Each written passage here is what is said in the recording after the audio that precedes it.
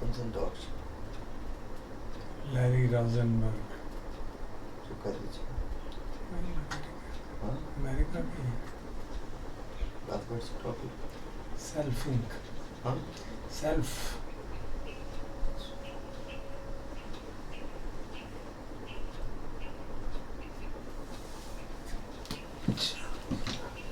मैं फोन आ सकते हैं और टेबल्स पर छाती में टेलीफोन टेबल्स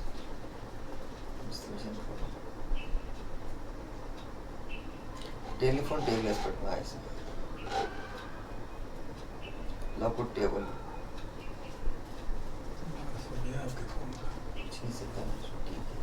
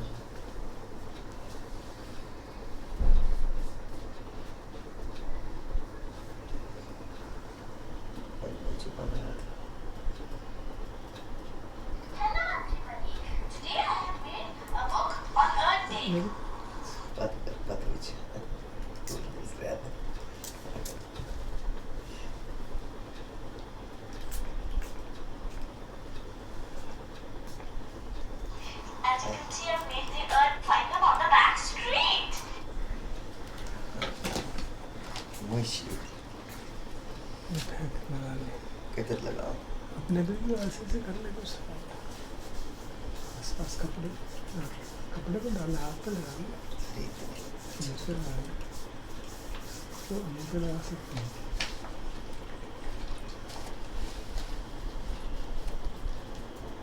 परवाह छे लेट के परवाह तुझे तरह की थी ना तू कैसे सोना लेट के जिंदगी में थी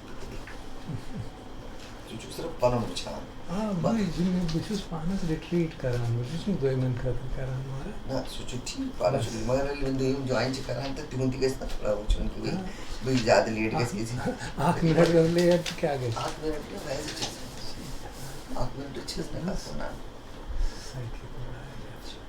क्या करो कर क्या कर आस्थान गया थे तो पास तो आस्थान चल कोई थी कोई गया जान लेट अच्छा सीधा कर हाँ मुझे चाहिए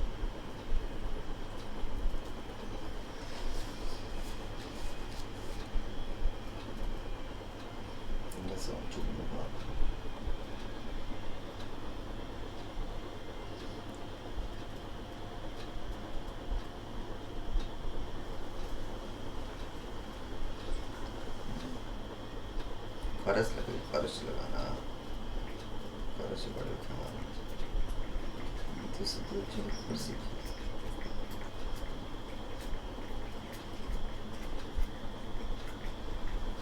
ये समझ में चुनी था समझ में थोड़ा कम possibility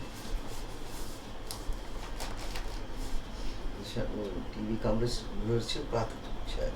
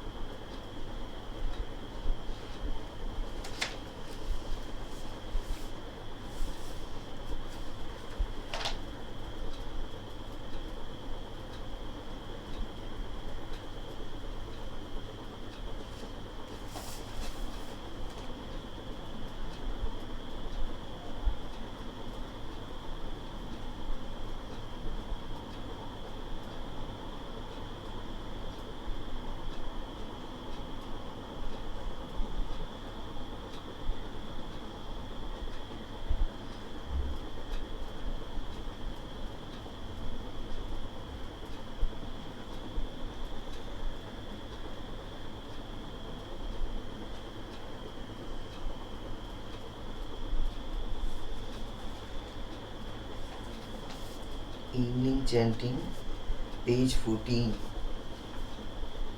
Hindi book.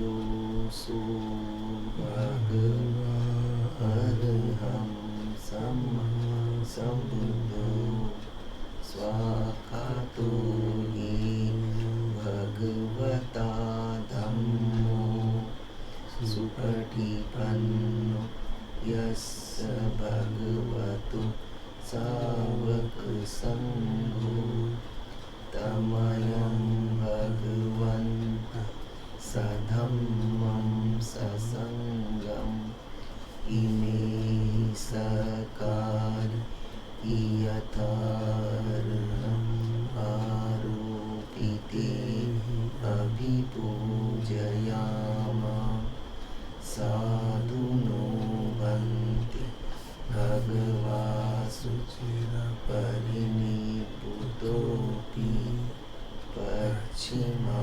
janatanukampa-manasa imi sakari dugat-panaka prabhuti patikan hatu ambhakam didhratam hitaya sukhaya arham sammasambuddham bhagava buddham bhagavanta abhivadami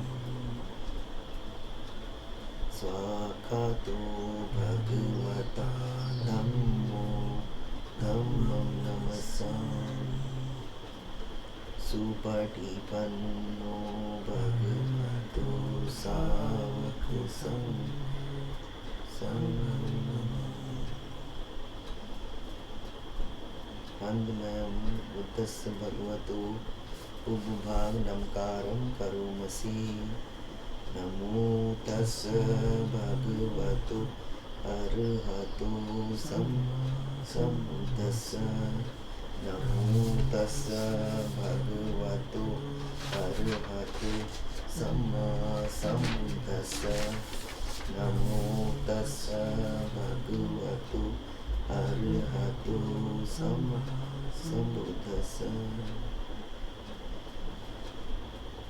handmayam buddhanusatinayam karomasi tam kopana bhagavanta evam kalyanu iti saddo abhuggato iti pisu bhagava arham samma sambuddho vidyacharana sampanno sugato lokavidu anuttaro purusamasarati sattadi manussanam buddho bhagavati handmayam buddhabhigitim karomasi buddhavarahanta varata digunabhito Suddha Vijnana Karuna Isamagatato Bodhisiyo Sujanatam Kamalam Vasuru Vandamaham Tamaranam Sirasa Jinindam Buddho Yosapapaninam Saranam Khemamuttamam Padhamanusatithanam Vandami tam sirenam Buddhasasmidasiva Buddho me samikistaro Buddhasaham niyadimi Sariran jivitanchidam Vandantiham charisam Dhammaseva subhuditam Natti me saranam anyam Buddho me saranam varam Etena sajjavajje वड्ढेयं चतुशासने बुद्धं मे वन्दमानाय यं पुण्यं प्रसुतम् इदं सभ्येऽपि अन्तरायां माहेशं तेजसा।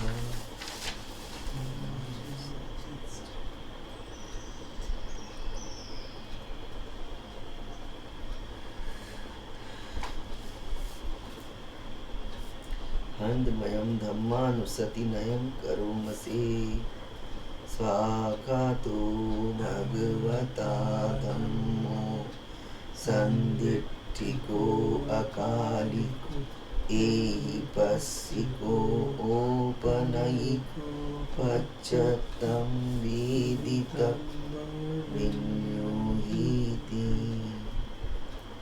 हन्दमयं धम्माभिगीतिं करोमसे स्वाखातदादिगुण योगवसेन सेयो यो वाग्पाकपरियतिविमोकभेदो धम्मो कुलोकपतन तदधारि वन्दामहं तमरं वरधम्ममेतं धम्मो यो सर्वपाणिनं शरणं खेममुत्तमं द्वितीयानुसतिष्ठानं वन्दामि तं शिरेणं धम्मस्सस्मि दासीव धम्मो मे सामिकिस्सरो धम्मासहं नियादेमि शरीरं जीवितं चिदं वन्दन्तीहं चरिष्यामि धम्मस्येव सुधम्मतं नत्ति मे शरणम् अन्यत् धम्मो मे शरणं वरम् एतेन सज्जवज्जेन वड्ढेयं चतुशासने धम्मं मे वन्दमानाय यं पुण्यं प्रसुतम् इदं सभ्येऽपि अन्तरायामि माहेशं तेजसा।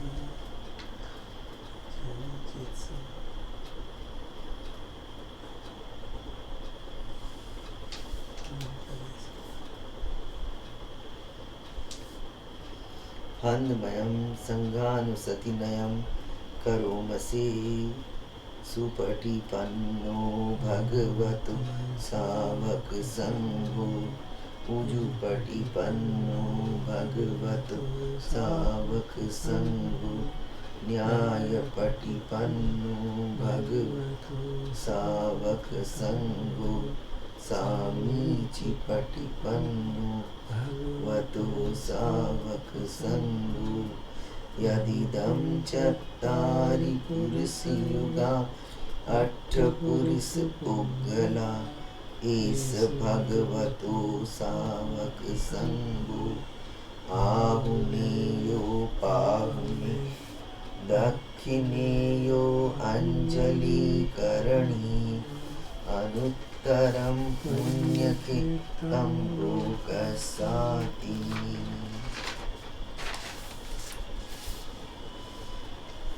हन्दमयं सङ्गाभिगीतिं करोमसे सधम्मजो सुपटिपत्तिगुणादियुतो यो अष्टविधो अरियपुङ्गलसङ्गसेठो शीलादिधम्मपवराशयकाय चित्तो वन्दामहं तमरियगणं सुशुद्धं सङ्घो यो सर्वपाणिनं शरणं खेममुत्तमं ततीयानुसतिष्ठानं वन्दामि तं शिरेणं सङ्घस्सस्मि दासीव सङ्घो मे सामिकिस्सरो सङ्घस्सहं नियादेमि शरीरं जीवितं चिदं वन्दन्तीहं चरिस्सां सङ्घस्सोपटिपन्नतं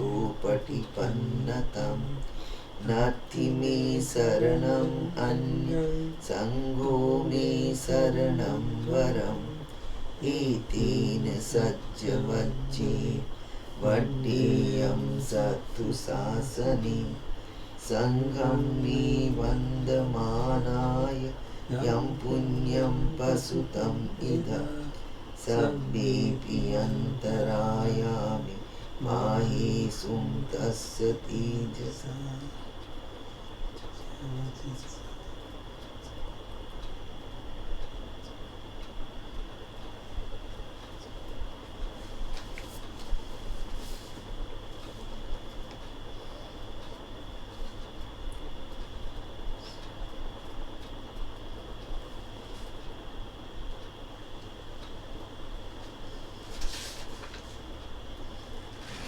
पेज 28 है ना? ये पता करना। पुण्य समर्पित करने के संकल्प की गाथाएं। हंदमयम उद्दिश्यनाथिठान गाथायो भणामसे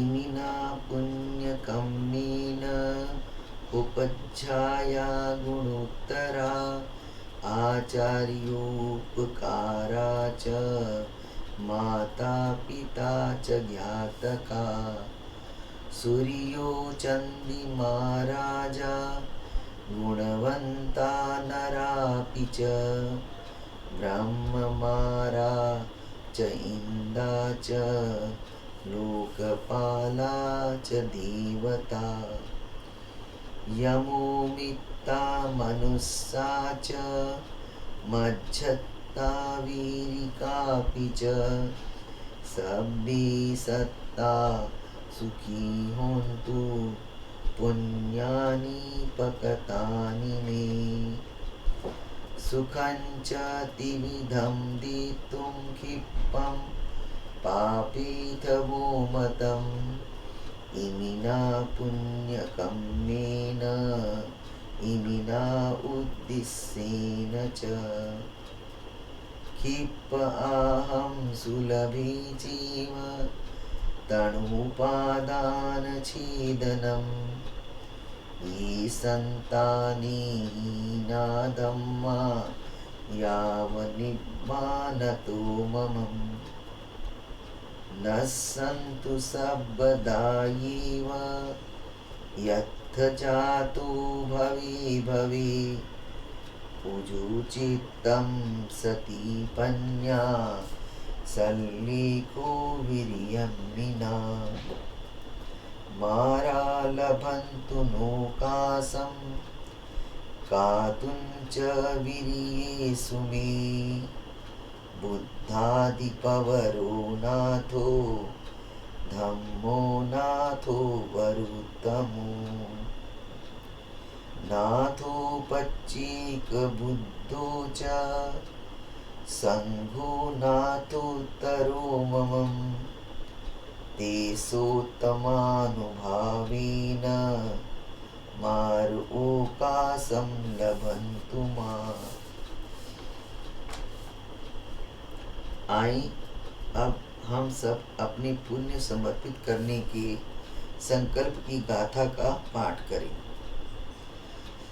मेरे इन पुण्यों से मेरे गुणवान उपाध्याय, मेरे उपकारी आचार्य, माता पिता एवं संबंधी, सूर्य चंद्रमा एवं गुणवान नर तथा राजा, ब्रह्मा मार इंद्र तथा लोकपाल देवता यम, सभी मनुष्य चाहे मित्र हो वैरी हो अथवा तटस्थ, सभी प्राणी मेरे किए गए पुण्यों से सुखी हों। वे इन्हें त्रिविध सुख दें तथा शीघ्र अमृत पद को प्राप्त करें। इन पुण्य कर्मों एवं इस समर्पण से तृष्णा एवं आसक्ति का शीघ्र भेदन सुलभ हो, और जब तक निर्वाण का साक्षात्कार न हो, मन की अहितकर अवस्थाओं का हर पुनर्जन्म में नाश हो। सती एवं प्रज्ञा, तप एवं वीर्य से युक्त मेरे सरल चित्त में मार को वीर्य कमजोर करने का अवसर न मिले। बुद्ध मेरे उत्तम नाथ हैं, धम्म मेरा श्रेष्ठ नाथ है, प्रत्येक बुद्ध मेरे नाथ हैं तथा संग मेरा श्रेष्ठ नाथ है। इन सब के उत्तम प्रभाव से मार की शक्तियों को कोई अवसर न मिले।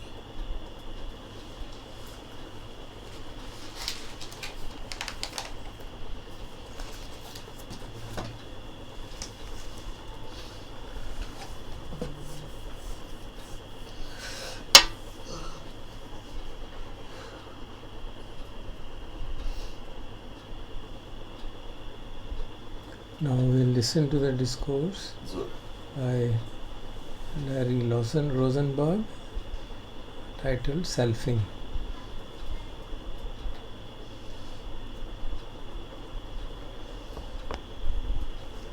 Connected to 6B77382D.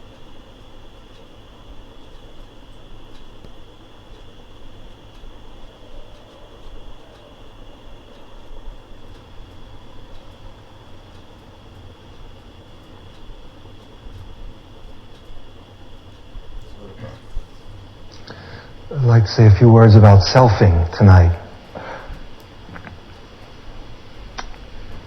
SELFING. Its meaning will become more clear as we go on. I'd like to start from where we left off last night.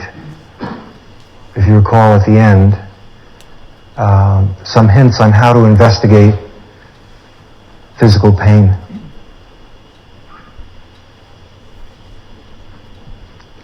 If you recall that one of the points that was emphasized was the importance of separating, distinguishing, being able to tell that there's a body and then sometimes some part of the body, let's say a knee or whatever, and then sometimes a feeling, in this case a feeling of suffering, dukkha, would be mingled in with that part of the body. And then there are also thoughts about either the body or those feelings that are happening in that part of the body. And then there's also the knowing. There's just this awareness, this capacity in us to know. And this knowing knows that thinking is happening, and it knows that, let's say, painful feelings are happening in the body somewhere. And so, if you remember, one approach is to fix your attention on the physical pain and then keep moving back and forth between the physical pain and, let's say, the thinking about the physical pain, and eventually coming to see, oh, this is the body, these are sensations happening in the body. These are thoughts about it. They seem to have some relationship, but they're different. The thoughts are not the body, and the body are not the thoughts. Do it many times sometimes. Well, actually, we do it many times with many instances of pain over a long period of practice. It's not something that you solve in one sitting. Or you come to locate the physical sensations, you bring attention to them, and then you separate from them in terms of the knowing. Oh, these are these sensations which are happening in the knee that are painful. And there's something that seems to know, has this capacity to just know. The knowing isn't in pain. The knowing just knows. But you have to see this. It's not for you to just believe what I'm saying. And the pain doesn't seem to know. It just does paining. It's just pain, pain, pain, pain. That's all it knows how to do. And the knowing, all it knows how to do is no. No, no, no, no. And as you start doing this, something interesting happens. Now, one of the main reasons for this kind of investigation is that the separation, sorting out, seeing this, separating this from that, prevents selfing from happening. That is, the gathering together of this pain and the claiming of it by something known as I or mine. That is, if there's no investigation, it happens very quickly, then the mind claims, something in the mind identifies with that physical pain, appropriates it, takes it on, makes it its own, and says, this is my pain. I'm in pain, poor me. So there's no investigation. What you could call pain escalates and can become what you can call suffering. No one's denying that there are unpleasant sensations. I'm not saying it's in your mind. I'm not saying that it's psychosomatic or you're imagining things. I'm not saying that at all. The sensations are there. But if there's no investigation, the mind very quickly gathers it in, or sometimes the way it feels is the pain breaks in on everything and just overwhelms the mind, and something gets claimed, and you have suffering or even sorrow. It's not just the pain anymore. Now it escalates and it's a much bigger thing. And we can't tell that what part of it is mind and what part of it is body because it's happened so quickly. And we hold this notion of being a self with such conviction. So this selfing is just a term for any time in a given moment when we build up this sense of self out of something. Okay. So let's move into that more generally. Perhaps that will help us understand the example of investigating physical pain, which I know is difficult to do and very important to do. But you'll see that it's a much more general thing involved. And it's at the heart of the practice. Okay. I think what would help us is if, to begin with, we made a distinction between self-image, so we know the difference between self-image and self-knowledge. Self-image and self-knowledge.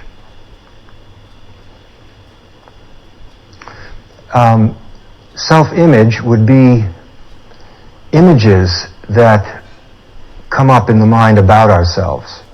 We have these images about ourselves. Kind of like verbal conclusions, or they're pictures. Us looking a certain way, driving a certain car, or whatever it is. They're verbal and conclusions in words or conclusions in pictures, and they're sort of frozen to some degree. There's a sense of this is who I am, an image of ourselves, a self-image. Now, these self-images, and if you don't agree with this, that's fine. Just investigate and see if there's some truth to it.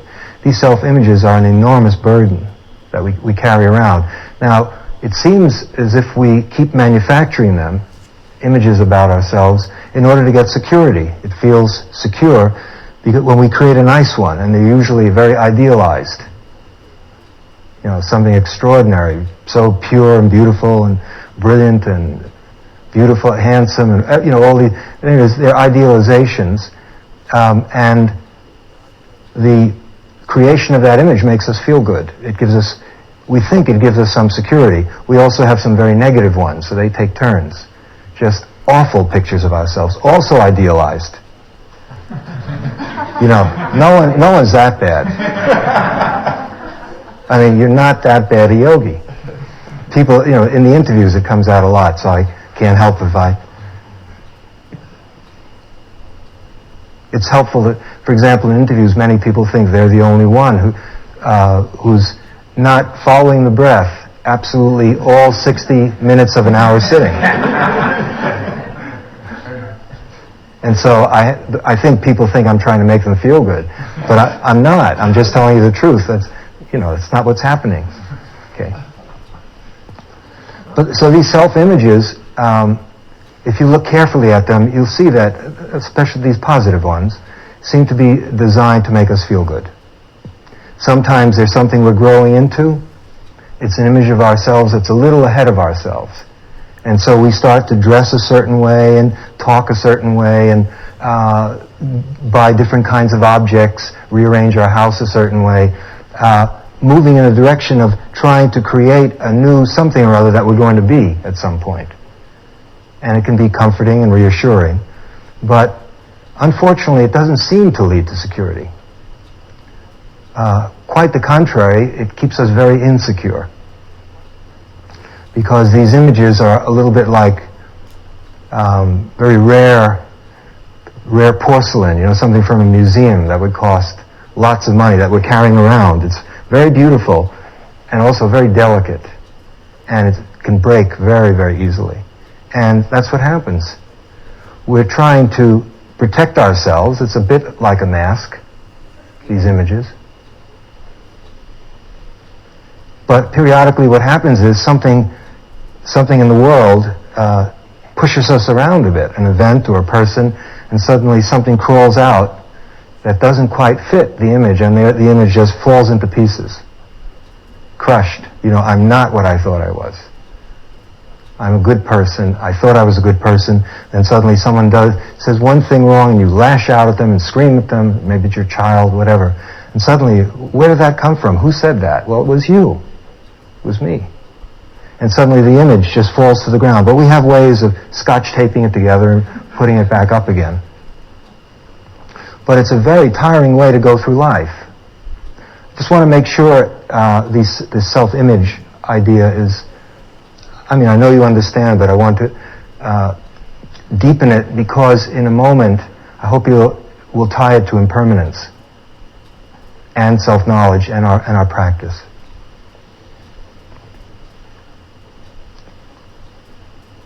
So this periodic production of images that the mind does about itself,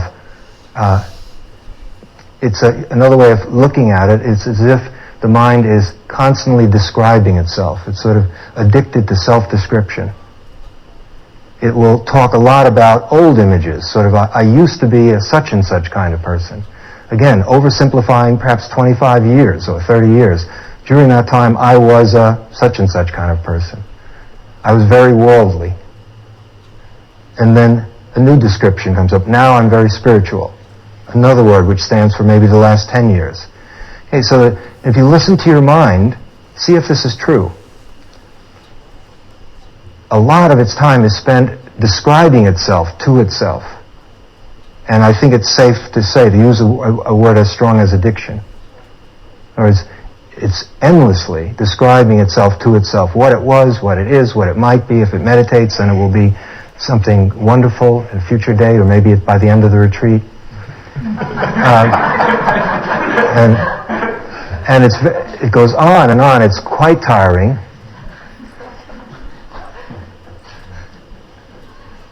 And all of these are sort of either actual or obsolete or future images that we're going to use to stand for ourselves. This is me. Okay. It's also a bit like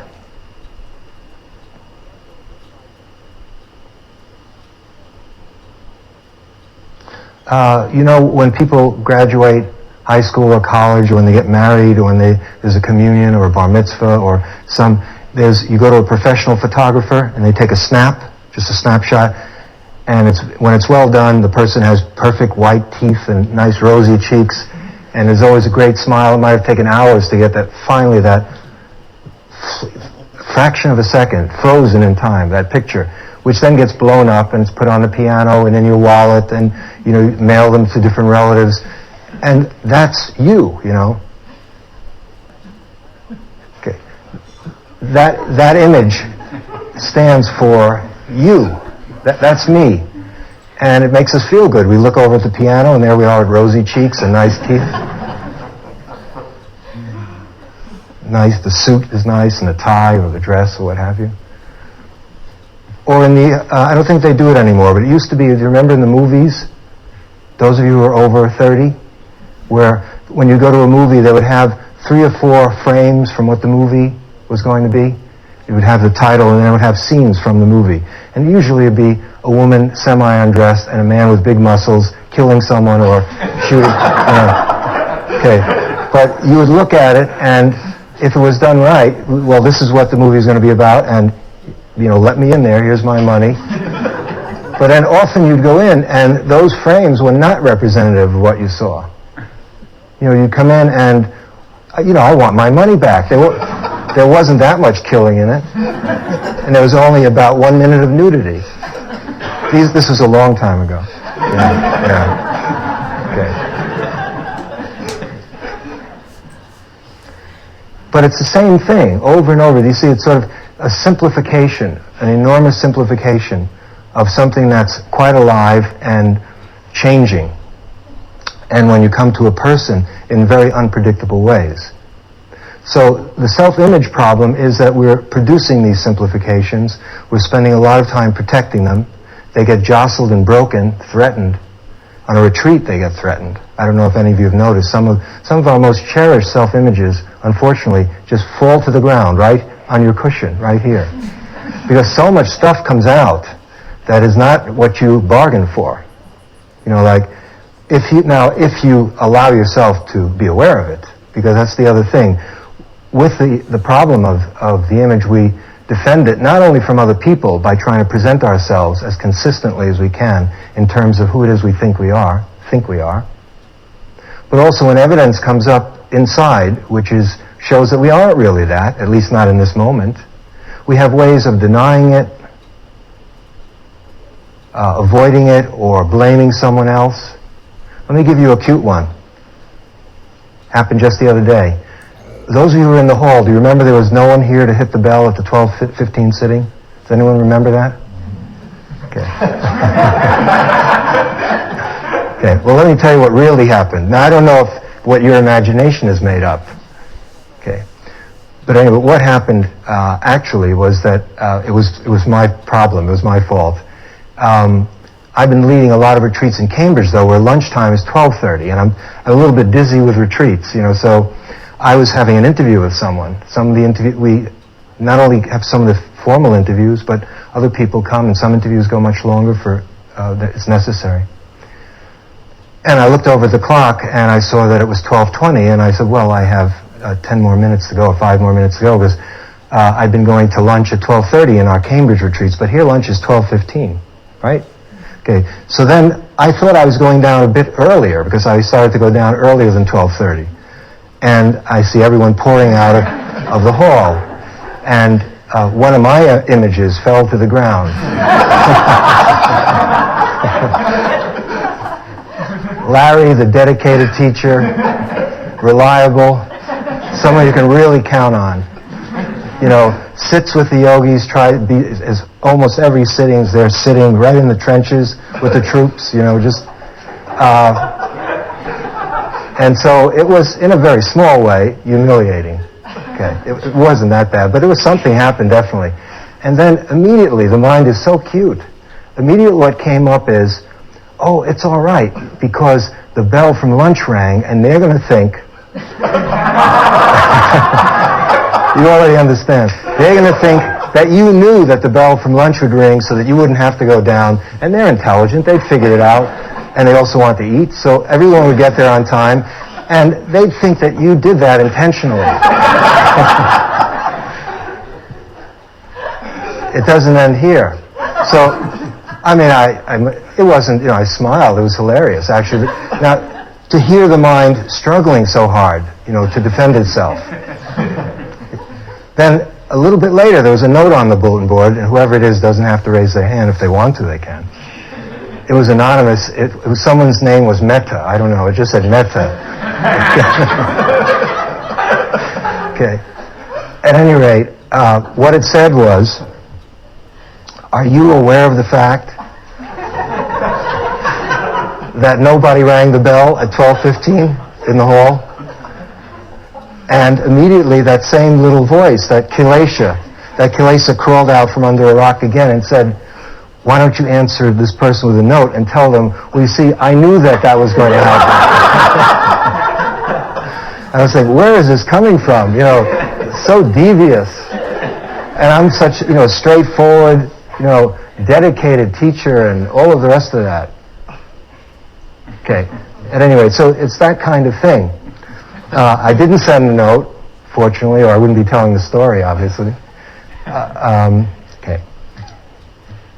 So we have these, so in a sense the mind is producing this stuff, and whether it's on a retreat or often in a crisis in life, these images which have been built up just fall to the ground, and what pours out is a much more complicated sense of ourselves that can't be squeezed into any one image or any set of images. It just can't.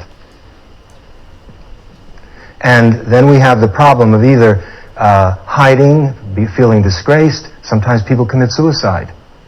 As I understand it from certain biographies, during the Depression in the 20s in this country, people who lost, their bank account went down overnight sometimes. They just lost fortunes. And there was such a strong identification with the amount of money that they had that they jumped out of windows and killed themselves. I mean, it can be that powerful to have the image can take over to that degree. Or, of course, what could happen is, and this is the next step where we come to self-knowledge. Self-image and self-knowledge, in a way, are opposed to each other. A self-image is this simplification, and it's always trying to get better images to take on for itself, so that whatever it is that's feeling better will be feeling even better by having that image. Self-knowledge, of course, is much wider. Self-knowledge is not a simplification, and it's our practice. And our practice is being open to what is a person? Who am I? And again, it's not some one statement that you can put out and say, I am, and then fill in that blank.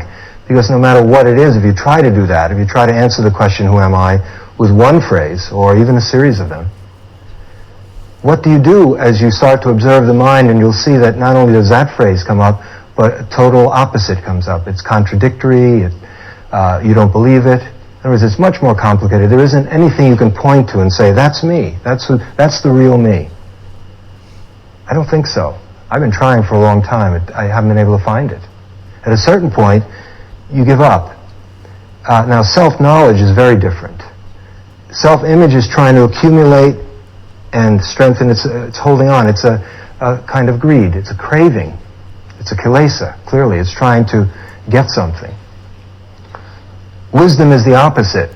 The images is an attempt at security, but it turns out to make us more insecure because of the constant need to protect and maintain these images and come up with new ones and so forth.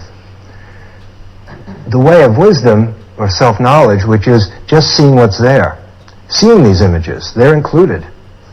Seeing the images is not to crush them in any way. It's actually with compassion to see what we've done, how we have this need to endlessly describe ourselves in certain ways to ourselves and to others, to convince ourselves of something, that we're okay, that we're worthwhile, that we're a solid person, that we really truly exist in a certain way.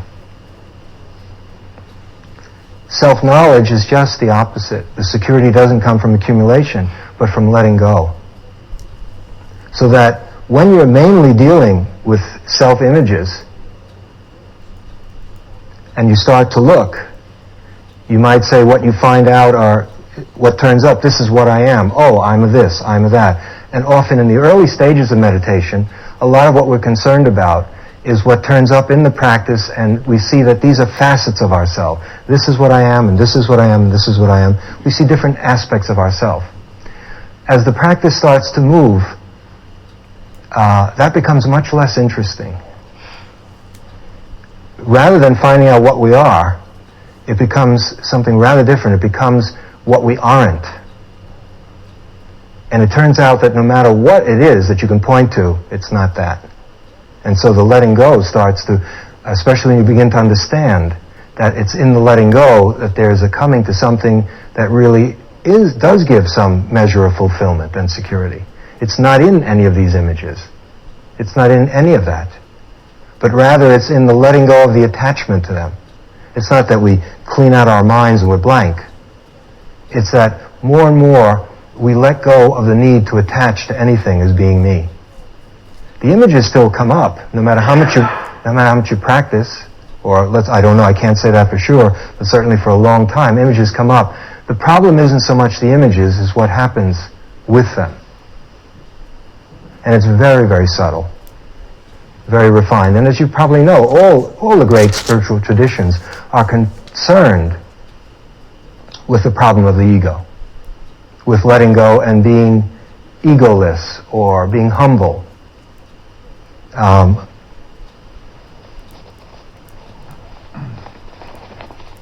Excuse me for a moment.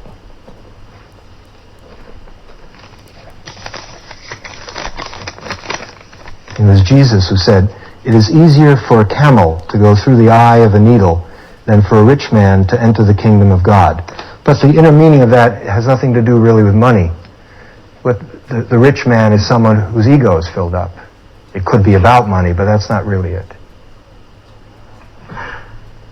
And so a lot of the spiritual traditions that I know, the major ones, all understand that the suffering in the world is due to this problem of self-cherishing, creating this sense of separateness and cherishing that over and above anything else. In Buddhism, one of the most economical statements for the whole teaching of the Buddha has to do with something that the Buddha said, where he said, never attach to anything whatsoever as being I or mine. Under no conditions attached to anything whatsoever as being I or mine. And in a way, all of our whole practice is really leading in that direction, preparing us, the samadhi work, the work on improving ethics, everything we're doing, shila and samadhi and the vipassana work, all of that finally has to do with this notion of the self, of seeing the great damage that selfing does, mainly because it's an illusion. In other words, we have, with great conviction, we hold a form of misknowledge. The misknowledge is that we are something solid, that there is a core to us. And of course, it's already suspicious as to whether that's so when you start to listen how much the mind is describing itself to itself. If we were so solid, if it was something that was compact, rather than something that seems to be episodic and coming in bursts and perishable, then why are we convincing ourselves so much? I used to be, I will be, I am. It seems like the mind is addicted to describing itself to itself and trying to endlessly convince itself of its own worth. Listen to the mind. See if that's true. It may not be for you. And so the Buddha and everyone else has seen that real happiness comes from the eradication of this attachment to I and mine. And that suffering comes from the birth of this I and mine. Now, the Buddha also said at one point,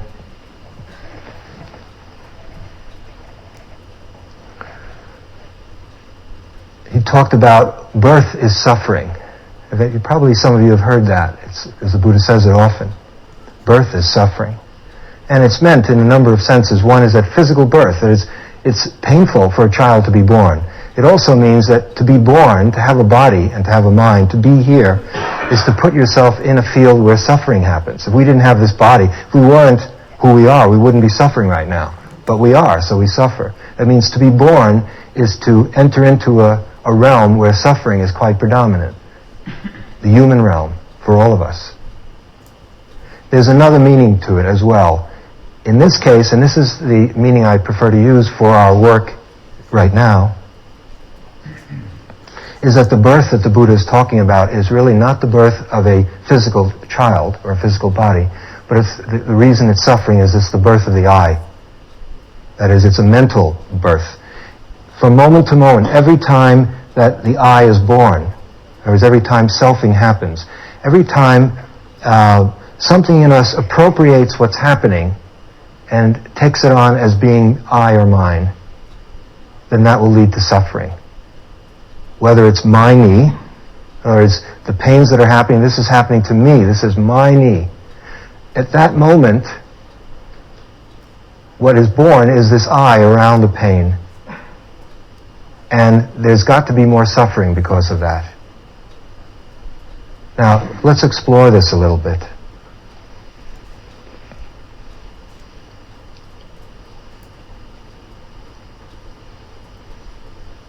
What is being said is that the I is not a solid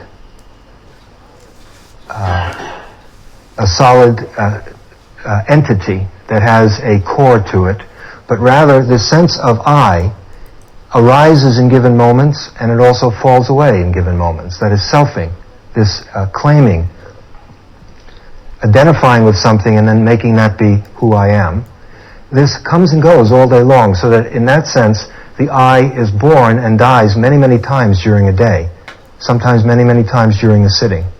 And there are, by the way, this I and mine has everything to do with the kilesas. So it's very difficult to separate them. That is greed, hatred, and delusion that we've talked a bit over the past few days. When you look closely to it, it seems to be in the service of selfing.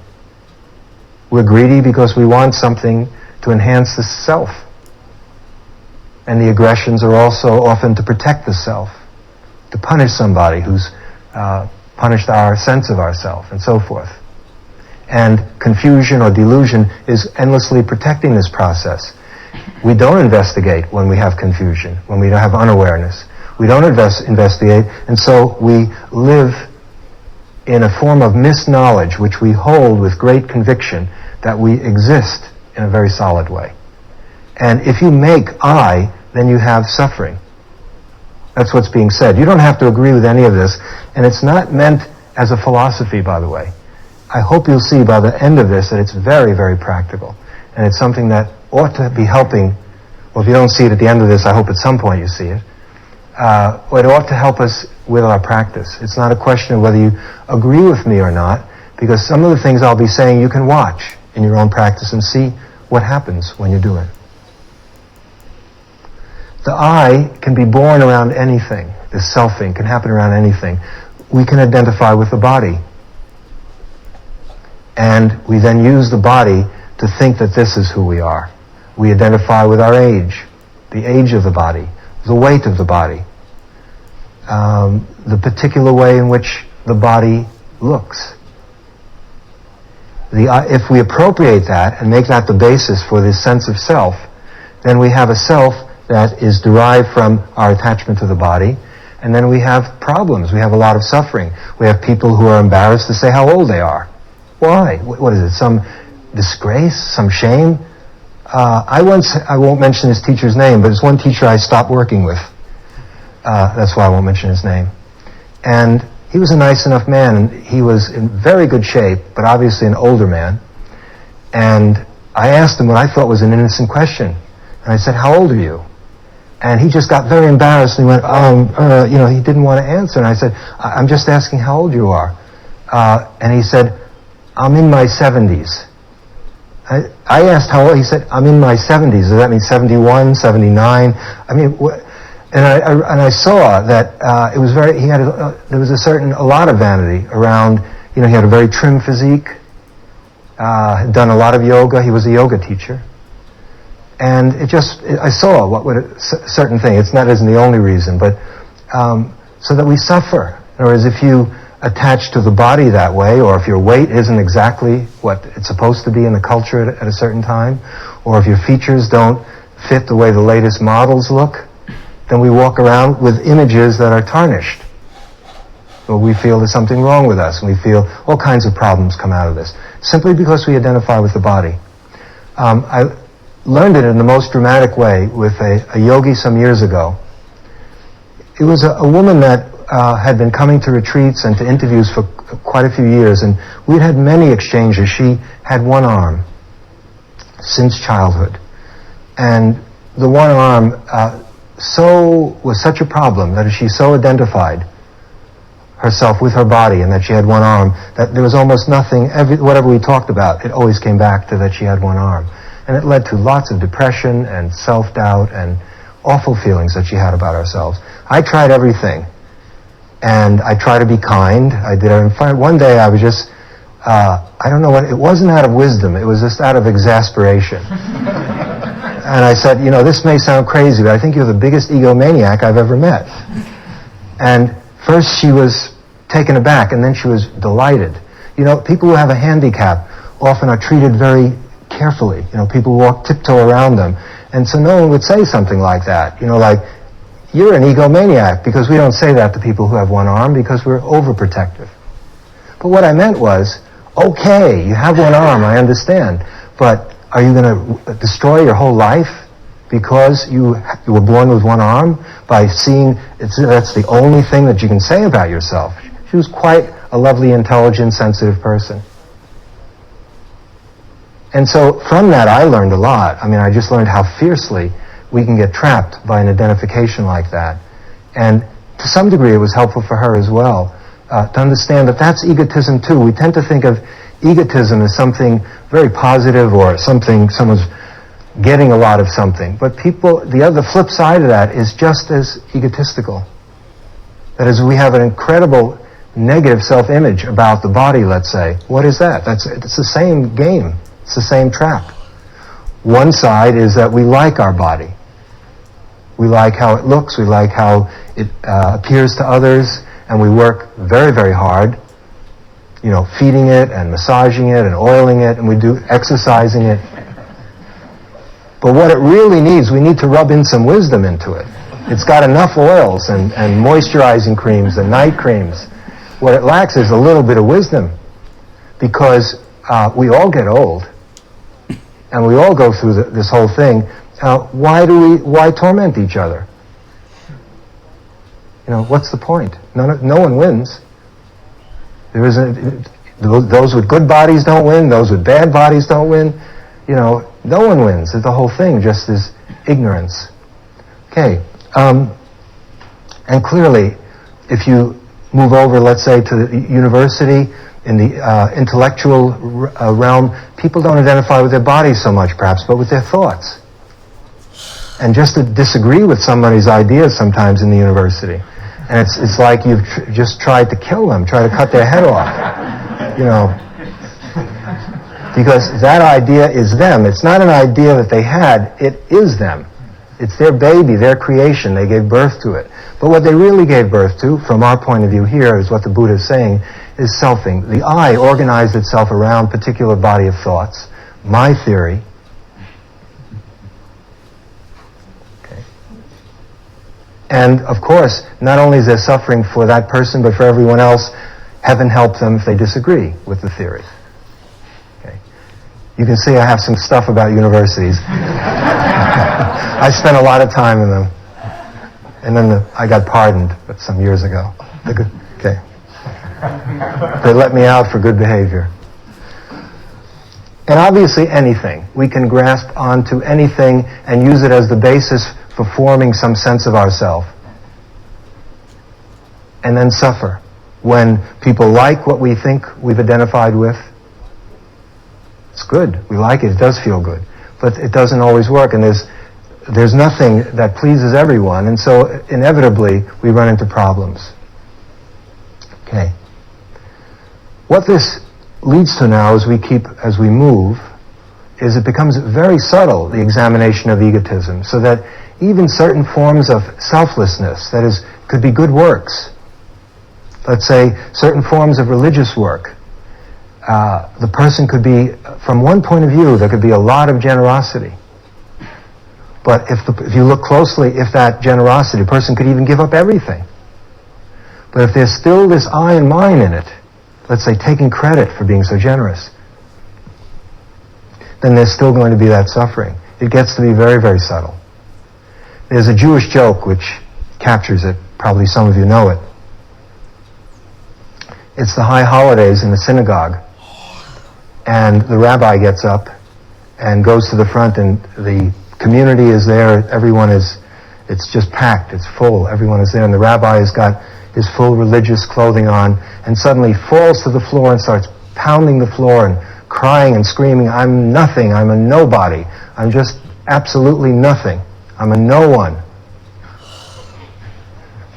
And then the assistant rabbi follows, and suddenly he runs up, and he's also very beautifully dressed, And he starts pounding the floor and gnashing of teeth and screaming, I'm nothing, I'm absolutely a nobody. And then the janitor in his overalls, he comes running up and he says, I'm a nothing, I'm nobody. And then the rabbi turns to the assistant rabbi and says, look who thinks he's a nobody.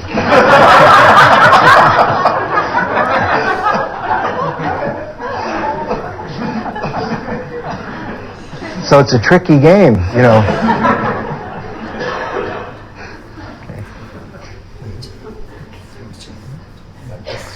Okay, now what the Buddha is saying, this idea, I think it can be helpful, that from moment to moment, things happen to us, and sometimes, not always, or I think we'd be insane. In other words, if we were selfing all day long, constantly claiming everything as I and mine, open a door, I open that door for you, and I give you this glass of water, you want another time? I'm giving you the time.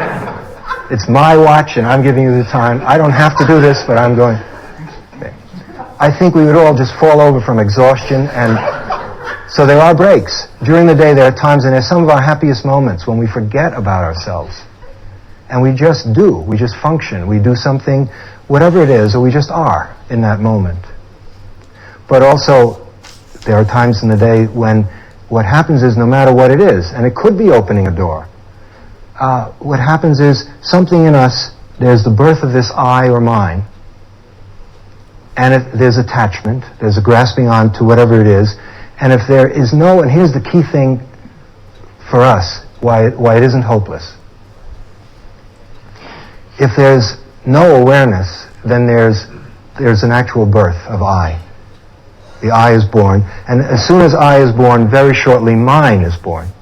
You know, once you create an I, it's almost immediate that I, things belong to it. It starts possessing this and possessing that, and all of that becomes the basis for how the person's going to feel.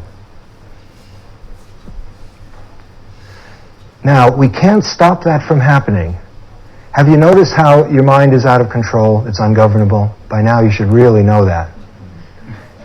You know, you might have all kinds of plans for what your sitting is going to be and what's going to happen and what you're going to do and what you're not going to do. Forget it. It doesn't work that way. It's hopeless. Totally ungovernable. It's nature unfolding. And what turns up in the mind, in the heart, in a given sitting is what turns up. And some of us have been rather surprised, right? Incredible strong emotions that for a few people have lasted for days.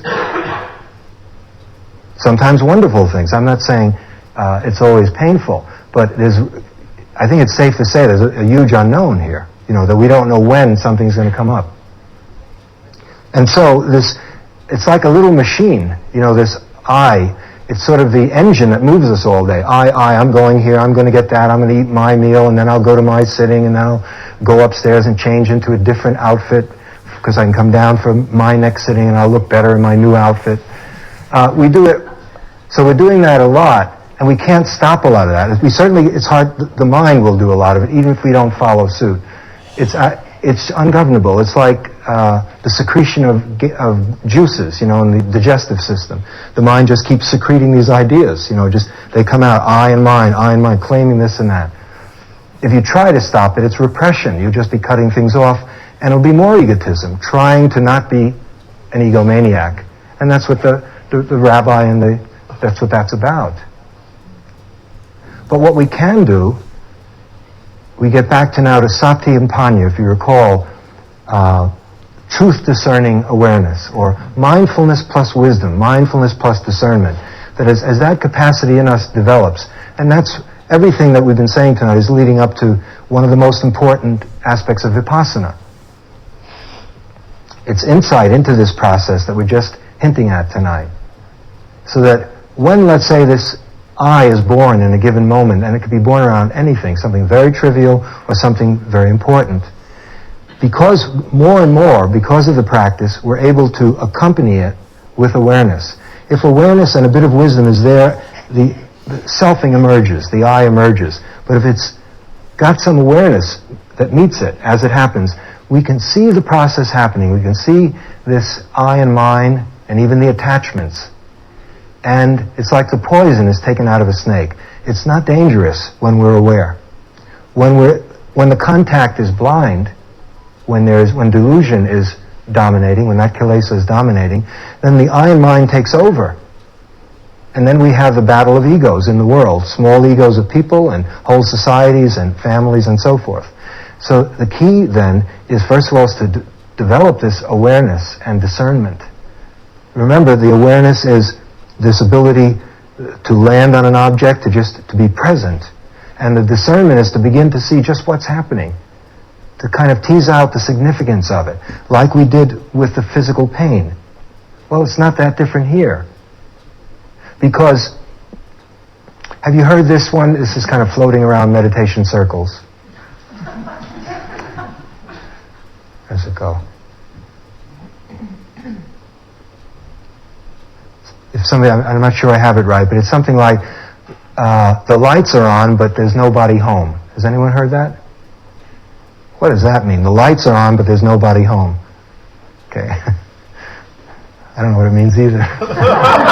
But it sounds nice. No. What is meant by that is that this I and mine process is sort of laid to rest temporarily, or in some, let's say, liberated people. There isn't that. The arhants are, let's say, people where this process is not a problem anymore. So that the light means there's full awareness. That is, some people, when they hear this teaching, feel, well, how can you live without having these self-images about yourself, these verbal and pictures about yourself? Now, I'm not saying that we have to cut them out. What I'm talking about is the attachment to them. So if they come up and they're accompanied by mindfulness, then they're not dangerous. But if there's no mindfulness, they cause a lot of suffering. Okay, now, what some people will do is they'll try to imagine, well, if we don't have these kind of identities, a sense of who I am in thoughts and words, well, then won't I just be crazy, or will I be like a prefrontal lobotomy patient, or is that what Buddhism's about? Is it sort of prefrontal lobotomy? What is hard to understand is that it's actually possible to function in fact quite beautifully without building a status out of the functioning. Take work. There's no problem in terms of suffering of being excellent at your work. If you're a doctor, lawyer, or Indian chief, or a housewife, whatever it is you're doing, the suffering doesn't come in from carrying out your function, or as do surgery properly. That isn't ego. It's not saying that we just can't do anything. The problem is we then build a status out of it. In other words, I and mind comes in and grasps hold. It's born. In that moment, the surgeon is born. And there's going to be suffering. Because it's not just the function. Something else is added onto it. Now, when it says that the lights are out, the lights are on, but there's nobody home, it actually means the only way the lights can be on is if nobody's home. As soon as there's somebody home, the lights go out again, if you understand the image. Let me use some examples which come from some of the interviews. No names, it'll be anonymous, you're all protected. Okay. Let's say you're a mother. And you're on retreat, and this is not an uncommon one for here, and you're worrying about your children because you're away a little longer than you're used to being away. You're away a week or 9 days. And there's some concern. Now, that's only natural. But if you make mother, with a capital M, in other words, if mother is born, then you're going to have the suffering of a mother. Now, what I'm getting here is something over and above the carrying out of being a good mother. But it's sort of like the image of, well, I'm not a good mother because I'm away on a retreat. And if I'm away on a retreat, then that I'm a good mother is sort of tarnished. That self-image can't work. It's threatened. So it's not mothering that's the problem, but it's that we make being a mother, a good mother, into an image, and then we suffer having been born as a mother in that moment. Now, we can be born in any number of ways. You can be born into a street person who's suffering, let's say, if they're thinking of themselves as a street person. You can be born as a monk and suffer being born as a monk. One teacher put it, if somebody's a monk and is walking along all day long thinking, I'm a monk, I'm a monk, I'm a monk, they're not a monk. Whereas if there's a lay person, they're walking along and the lights are on, there's nobody home, they're a monk in that sense. We're now not talking about outer trappings, particular clothing, or anything of that sort, but the inner meaning of it. Now, let's say even somebody who has no home, sometimes they're happy, and very often it's happy because they're not thinking of themselves as being the kind of person who doesn't have a home. Or if you've lost a lot of money and let's say are bankrupt, have gone bankrupt, and there's some powerful suffering that's coming along with that, then we have to examine that to find out what is that about. In other words, if we made that kind, if that's been given birth to in that moment, then we'll suffer the unique kinds of suffering that goes along with that. Or if you're a yogi, many of us on this retreat have suffered the suffering of being a yogi. No, I'm sorry, a good yogi. If you make good yogi, you have problems. If you make bad yogi, you have problems. Just do the practice. In other words, the practice is fine, that's not a problem. But then we build a status out of it. And we start peaking, because this comes up in interviews, and we see, well, some of these people are much better than I am. They seem much more at peace and happier, but there are other people. I think I'm happier than them. I think I'm more calm than that person. Okay. Now, the arhants, who are, in a sense, the final fulfillment of our practice, these are fully enlightened people, beings. What is said of them is that in their world, there's no one. They don't see anyone as superior. They don't see anyone as inferior, and they also don't see anyone as equal. Now that's a hard one for some people to get. Many people who are very, liberal and meditate and eat vegetables and are against the war. We have an ideology of being equal. I'm not better than anyone, and so then someone comes to clean up your house and you're tripping all over yourself to make them feel like, I'm not better than you, even though you're cleaning up my house. So there's a concern with, it's the same thing, of either you're on top, or you're on bottom, or you're equal. It's all the same game. The arhants have stepped out of that game. They're not playing anymore.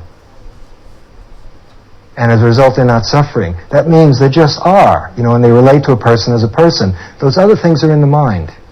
If you give birth to your superior, you're going to have the sufferings of a superior. Sometimes it'll feel very good as you get your way and your subordinates listen to you. But other times, and this always happens, they revolt and they don't like you because you told them what to do. And then it's the other way around. If you're a subordinate and you make subordinate, I'm a subordinate, then if that's born, then everything gets taken in an ego sense. Your job becomes just another way of convincing you of how worthless you are. And so forth.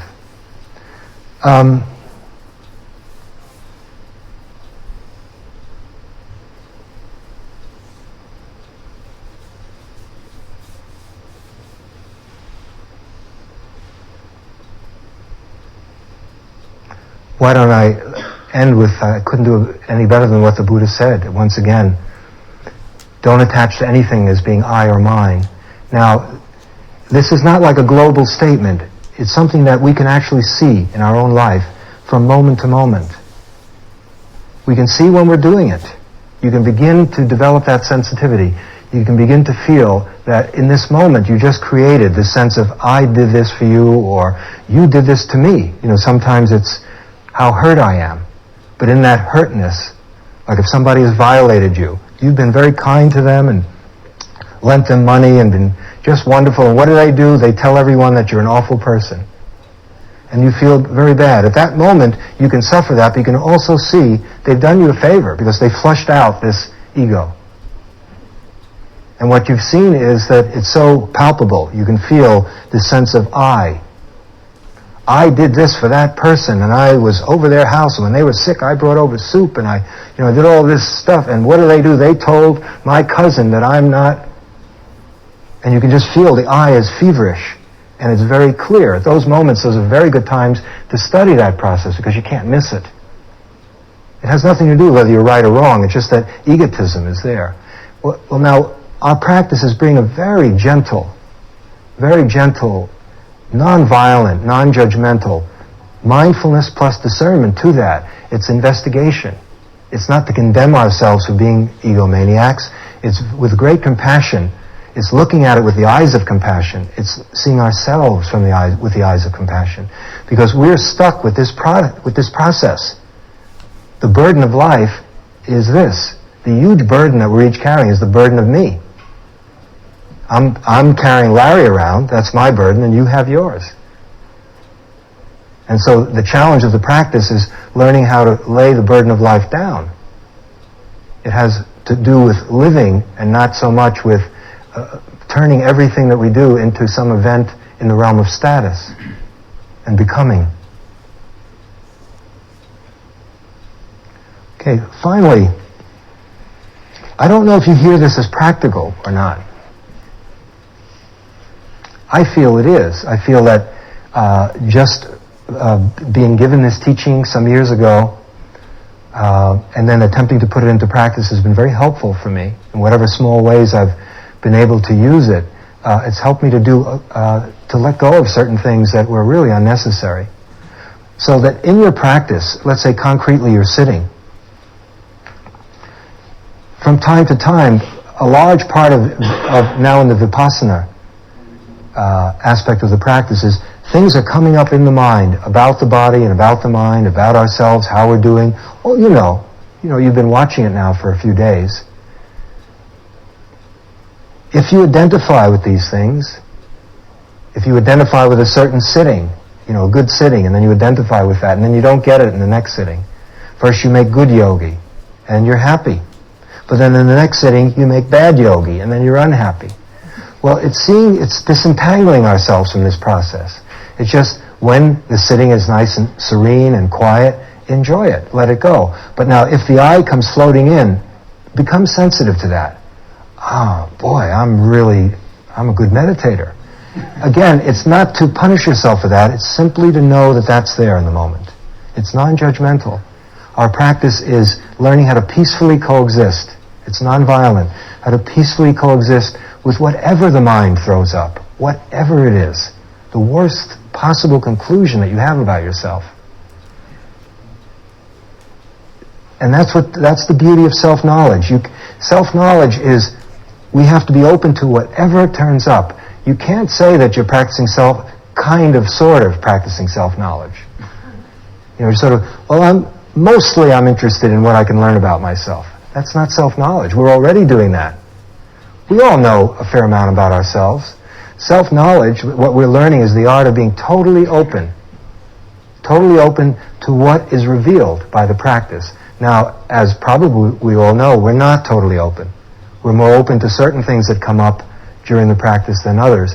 And a large part of our practice is stretching, is opening our heart to ourselves, essentially. More, each sitting, each time, a little bit. Learning that we can be with this, which before we couldn't. Some fear, some unflattering notion about ourselves. Little by little, making friends and reconciling ourselves with whatever turns up. Put another way is, whatever turns up is welcome in wisdom work. In the work of wisdom, you can't have, I'm only interested in certain things that come up. That's not wisdom. Then we're back into self-images again. And so that's why, at a certain point, you'll see it's all about surrender. Surrendering to the truth of the way things are. Just let it all go. Just give it up.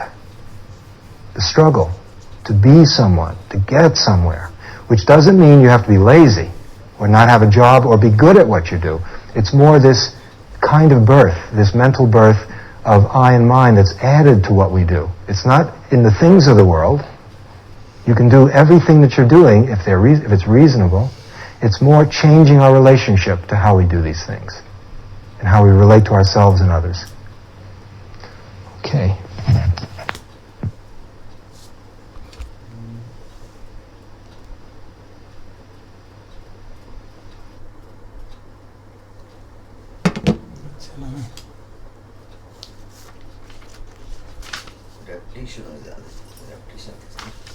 Repetition to self.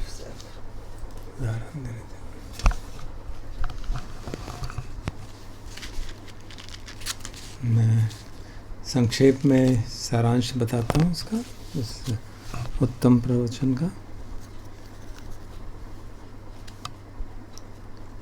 संक्षेप में उन्होंने कहा कि जो दो चीज़ें हैं होती हैं हमारी साधना में प्रकट आती हैं, एक सेल्फ इमेज और एक सेल्फ नॉलेज।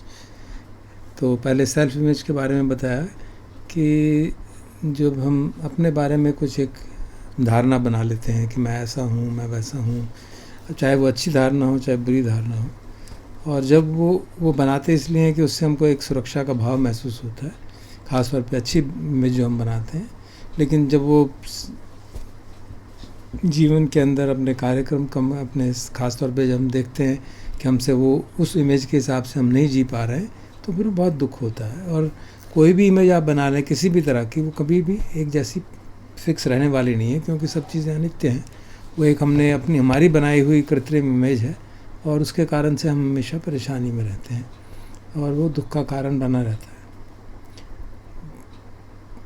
सेल्फ नॉलेज का जो दूसरा मतलब है बेसिकली वो है कि हम अपने बारे में ठीक से जानें कि क्या हो रहा है, और उस सेल्फ नॉलेज के माध्यम से मैं का भाव जब जागता है उसको हम जान सकते हैं। और जब उसको बार बार जानते हैं तो उसको छोड़ना, उसको लेट गो करना, उसका त्याग करना सहज हो जाता है। क्योंकि हमको फिर समझ में आता है कि अगर हम एक इमेज बना के रखेंगे और वो बदलती रहती है, क्योंकि कभी कुछ होता है कभी कुछ होता है, क्योंकि सचमुच में कोई सॉलिड चीज़ है नहीं हमारे अंदर जिसको कि हम कह सकें कि ऐसी चीज़ है, कि ऐसे हमारी ऐसी बुद्धि है, या हमारा ऐसा वेदना है, या हमारी ऐसी संज्ञा है। वो सब बदलती रहती हैं, तो इस कारण से कोई भी चीज़ हम सॉलिड बना नहीं सकते, क्योंकि संखार जो हमेशा बदलते रहते हैं।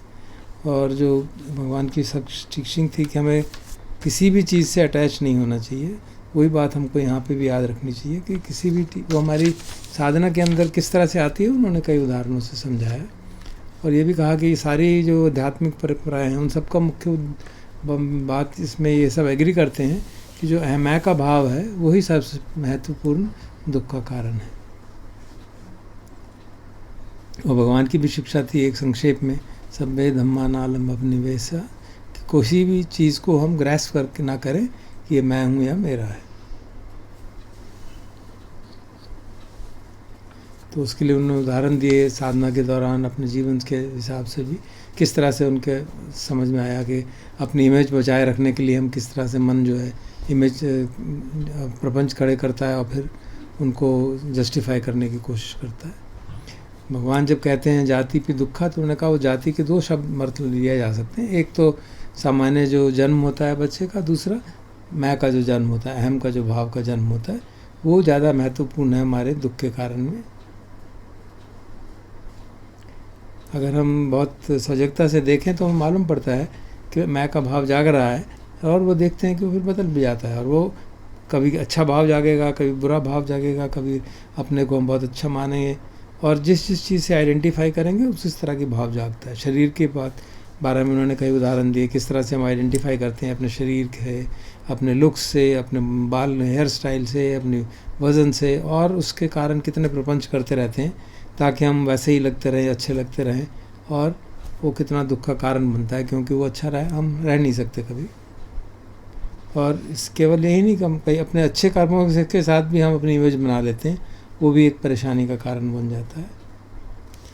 तो ये भी उन्होंने याद दिलाया कि ऐसा नहीं कि हम हमेशा ही इस मैं का भाव बनाए रखते हैं, हर काम में हम मैं का भाव आता है, तो इसी कारण से हम जो है जी पा रहे हैं, क्योंकि अगर निरंतरता से मैं का भाव बनाएंगे तो जीना ही मुश्किल हो जाए।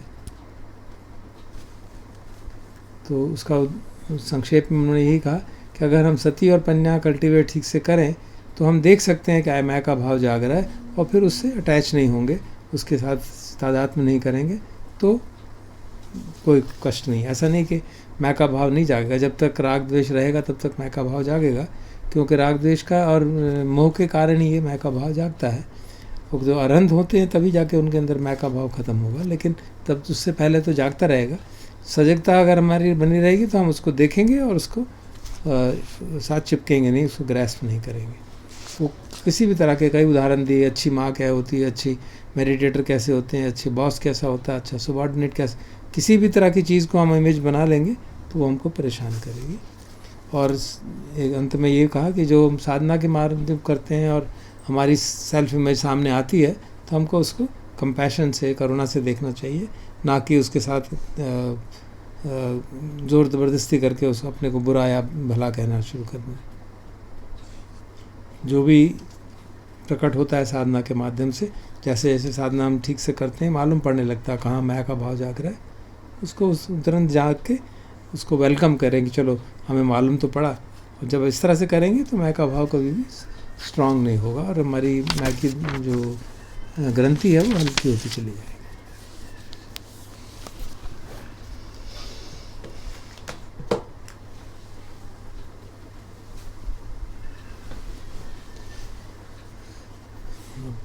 दो मिनट ध्यान कर लेते हैं, शांत करते हैं चित्त को, फिर ब्रह्म विहारों का अभ्यास करेंगे थोड़ी देर।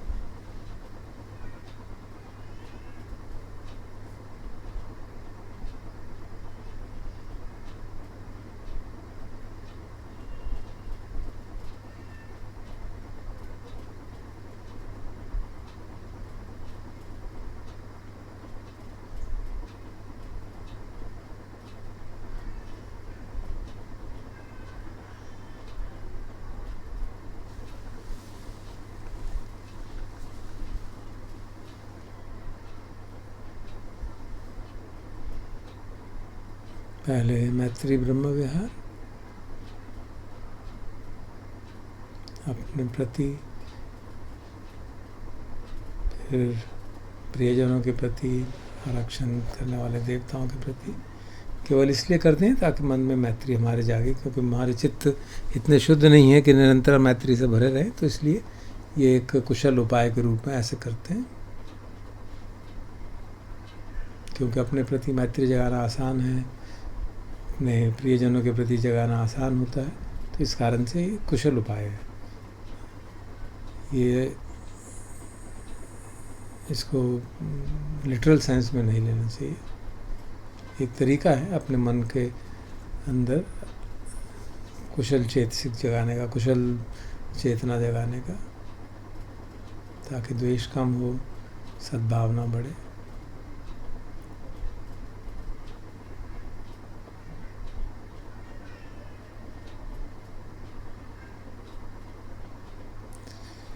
अहंगवेरोमि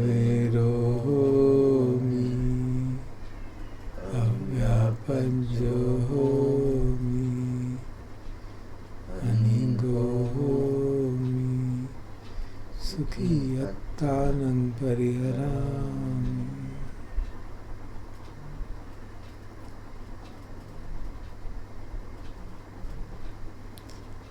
मम माता पितु आचार्या च ज्ञातिमित्ता च सब्रह्मचारिणा च अवीरा होन्तु अव्यापज्या होन्तु अनिगा होन्तु सुखी अत्तानं परिहरन्तु।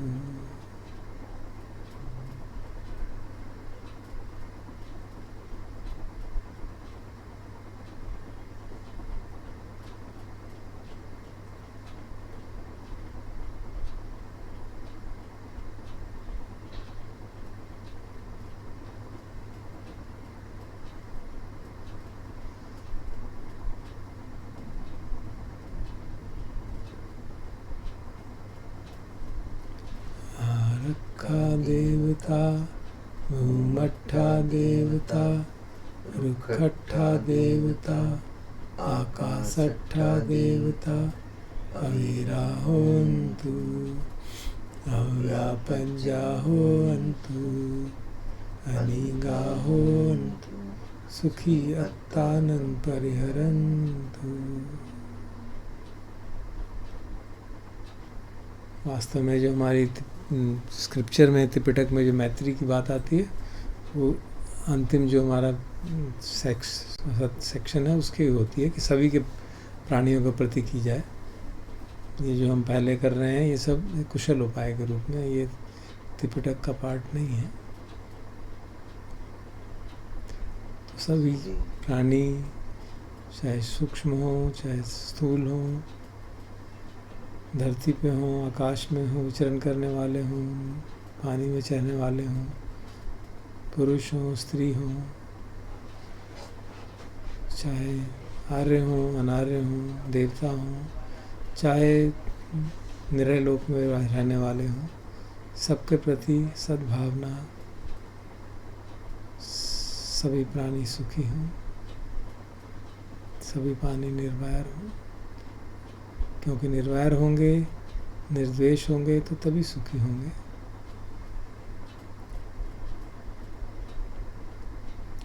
सर्वे सत्ता सर्वे पाना सर्वे भूता सर्वे पुंगला सर्वे अत्ता भाव पर्यापन्ना सर्वाइत्यो सर्वे पुरुषा सर्वे हरिया सर्वे अनरिया सर्वे देवा सर्वे मनुष्या सर्वे विनिपातिका अवीरा होन्तु अव्यापज्जा होन्तु अनीगा होन्तु सुखी अत्तानं परिहरन्तु।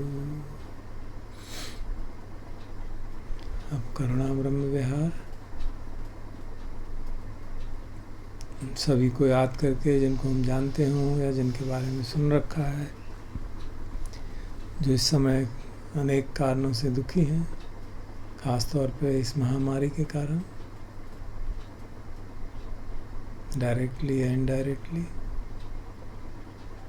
उन सबको याद करके उनके प्रति सद्भावना, करुणा का भाव, मन में इच्छा जागती है कि उन सबके दुख शीघ्र दूर हो, रोग से मुक्त हो, रोग की दवा खोजी जा सके, कुछ ऐसी चीज़ खोई जा सके ताकि और लोग बीमार ना हो, क्यों लाखों लोग बीमार हो चुके हैं। सारी बाधाएं दुख मुक्ति में दूर हों।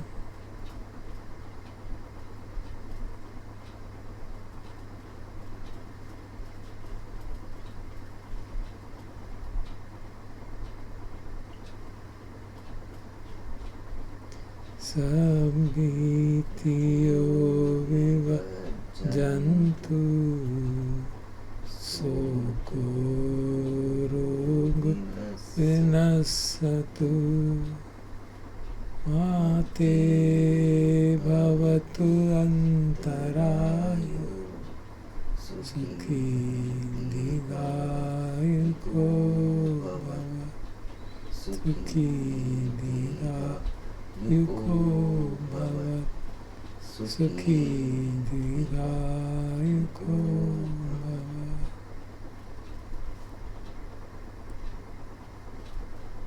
साथ में उनके प्रति कृतज्ञता ज्ञापन, आभार, जो इस विषम परिस्थिति में सेवा कार्यों में जुड़े हैं, नाना प्रकार के सेवा कार्यों में, उन सब के प्रति हृदय से आभार। हम सब अपने पुण्य उनके साथ साझा करें ताकि उन पुण्यों के प्रभाव से वे सुरक्षित रहें, स्वस्थ रहें, उन्हें कष्ट ना हो।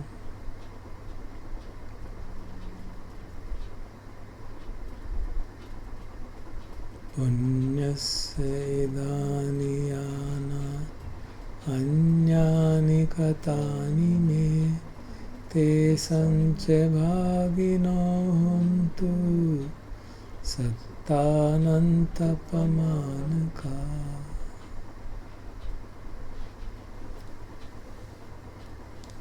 अमृता ब्रह्म विहार उन सबको याद करते हैं जो इनके घर में खुशी है किसी भी कारण से, खास तौर पे उनको जो कि इस महामारी की रोग से उभर आए हैं, स्वास्थ्य लाभ कर रहे हैं। उन सबका स्वास्थ्य बना रहे, स्वस्थ रहें, उनकी सुख संपत्ति बनी रहे, ऐसी शुभकामनाएं। यथा लब्धा संपत्तितो मा विगच्छन्तु। उपेक्षा ब्रह्म विहार सभी प्राणी उपेक्षा में रह पाएं, समता में रहें, चाहे किसी भी प्रकार का लोग धर्म संपर्क में आए, सुख हो, दुख हो, कष्ट हो, लाभ हो, हानि हो, सब अपनी समता बना पाएँ, सबको ये बात कर्म सिद्धांत समझ में आए कि जो भी परिस्थिति हम महसूस करते हैं कभी भी, वो हमारे कर्मों का विपाक ही होता है। भगवान की वाणी याद करते हैं, सभी याद करें ऐसा संकल्प। कम्मस्य का कम्मदायादा कम्मयोगी कम्मबन्धु कम्मपटिसरण यं कम्मं करिष्यन्ति कल्याणं वा पापकं वा तस्य दायादा भविष्यन्ति।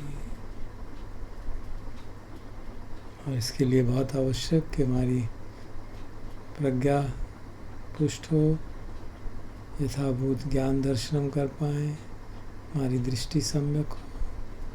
ऐसी शुभकामना भी करते हैं कि सभी की दृष्टि सम्यक हो। सर्वे सत्ता सुखी होवन्तु, सर्वे होवन्तु सुखिनो, सर्वे भद्राणि पश्यन्तु मा कञ्चित् पापमागमात्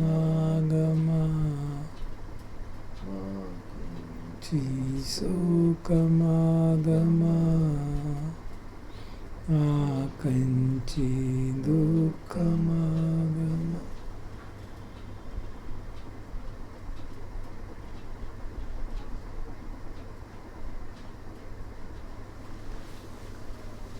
भवतु सर्वमङ्गलं, रक्षन्तु सर्वदेवता, सर्वबुद्धानुभावेन सदा सुखिर्भवन्तु ते। भवतु सर्वमङ्गलं, रक्षन्तु सर्वदेवता, सर्वधर्मानुभावेन सदा सुखिर्भवन्तु ते। भवतु सर्वमङ्गलं, रक्षन्तु सर्वदेवता, सर्वसङ्घानुभावेन सदा सुखिर्भवन्तु ते।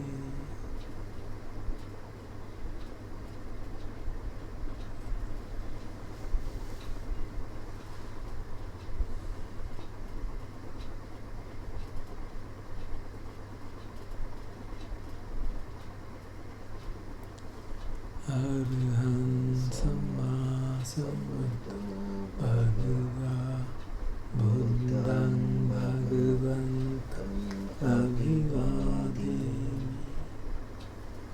स्वागतो भगवता धम्मो धम्मं नमस्सामि। सुपटिपन्नो भगवतो सावक संघो संघं नमामि।